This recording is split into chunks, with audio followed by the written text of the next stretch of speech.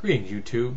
I'm currently reading a book about the Spartans, and today I read a chapter that dealt with women and their role in the Spartan culture, which got me thinking about gender identity and the Western culture in general, because the root of the Western culture is pretty much the Greco-Roman era. I actually have notes today. And within the Western culture, gender identity is very much viewed as binary. Male, female, black, white, up, down. However, reality is different than the virtual axiom that concept is. Because in reality, 1% of humanity is genetically neither male or female. They fall somewhere in between those two polar extremes.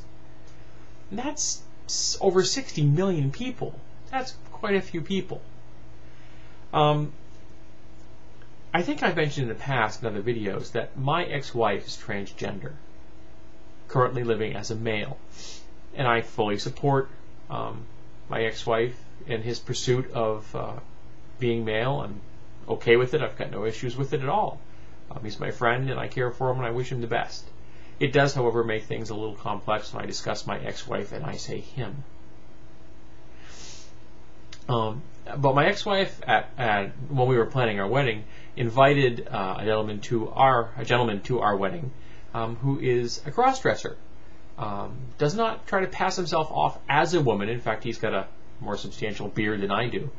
He just likes to wear women's clothing because he finds it comfortable and he enjoys the way it makes him look. And if I may say so, he has the legs to pull it off. And I know a woman who prefers to date men who are androgynous, and her current boyfriend is very effeminate. In fact, if you were to put both of them in drag, it'd be really hard to tell which one was the woman, and I think they've done that. And you know, David Bowie has made himself an entire career out of being an androgynous rock god. But Western culture seems to like its traditional gender roles. I was raised in a family with traditional gender roles. My father was the breadwinner. My mother, when my sister and I were younger, she stayed at home and raised us.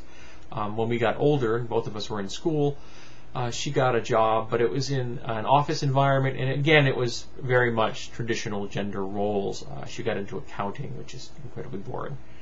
And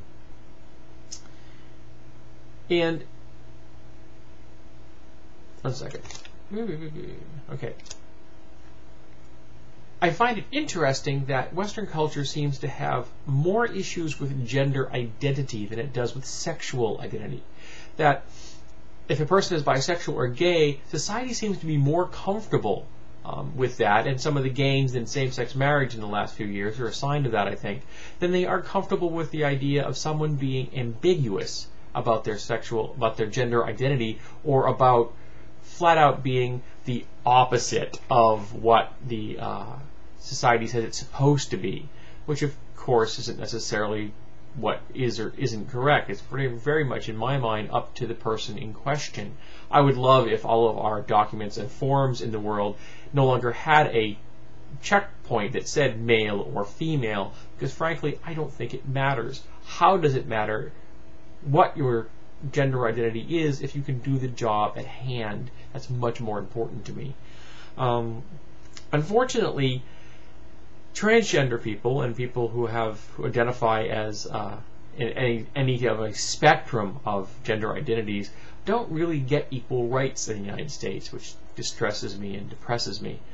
In fact, here in New Hampshire, we have same-sex marriage, and yet transgender people do not have equality under the law, which is a strike against us. But this topic fascinates me, and I really do need to do some further research on this topic, along with the 100 other topics that I want to do research on. But I actually have questions for my viewers, whoever happens to see this video, about gender identity and Western culture. What do you think about gender identity in the Western world?